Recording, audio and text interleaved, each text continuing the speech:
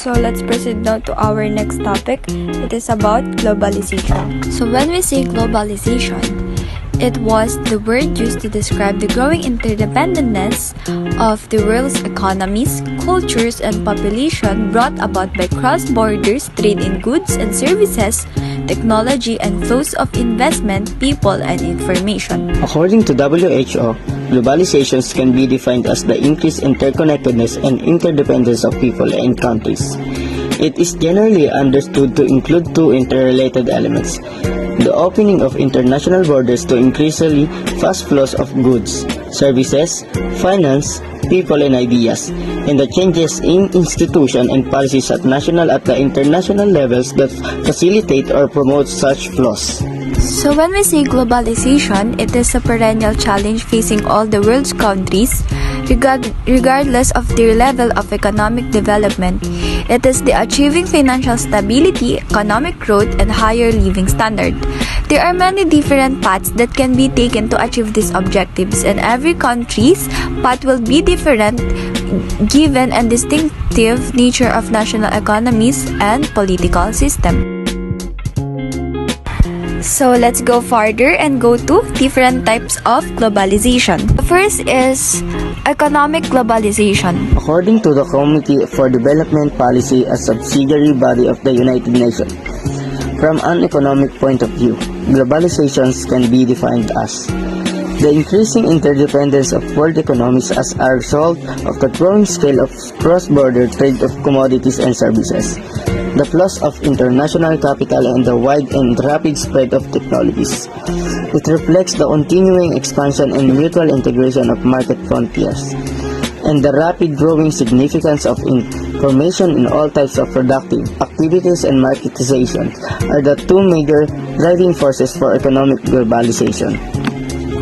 So let's proceed now to geographic globalization. So when we say geographic globalization, it was defined as the set of processes, economic, social, cultural, technological, institutional, that contribute to the relationship between societies and individuals around the world. It is a progressive process by which exchange and flows between different parts of the world are intensified. Cultural globalization. So when we say cultural globalization, it was the interpretation of cultures which as consequence means nation adopt principle, beliefs, and costume of other nation, losing their unique culture to a unique globalized supraculture. Financial globalization. Financial globalization can be linked with the rise of global financial system with international financial exchanges and monetary exchanges. Stock markets, for instances, are a great example of the financially connected global world, since when a one-stock stock market has declined, it affects other markets negatively as well as the economy as a whole. Sociological globalization. Informations move almost in real time, together with the interconnections and interdependence of events and their consequences. People move all the time too, mixing and integrating different societies.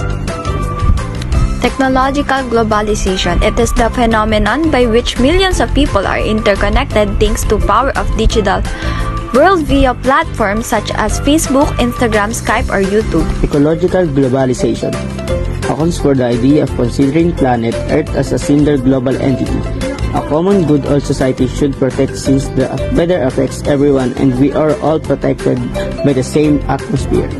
To this regard, it is often said that the poorest countries that have been polluting the least will suffer the most from climate change. Globalization has a benefits to us. It covers many different areas. It reciprocally developed economies all over the world and increased cultural exchanges. It also allowed financial exchanges between companies, changing the paradigm of work. Many people are nowadays citizens of the world. The origin of goods became secondary, and geographic distance is no longer a barrier for many services to happen. Let's dig deeper. Why is globalization is bad? The negative effect of globalization is a complex phenomenon.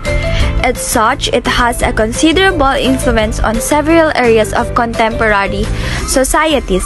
Let's take a look some of the main negative effects of globalization has had so far. Of course, there is a negative effect of globalization to our daily life or different aspects of different type of globalization on the world. According to Bill Gates, globalization is not only something that will concern and threaten us in the future, but something that is taking place in the present and to which we must first open our eyes. Thank you for listening. Let's proceed now to the next topic.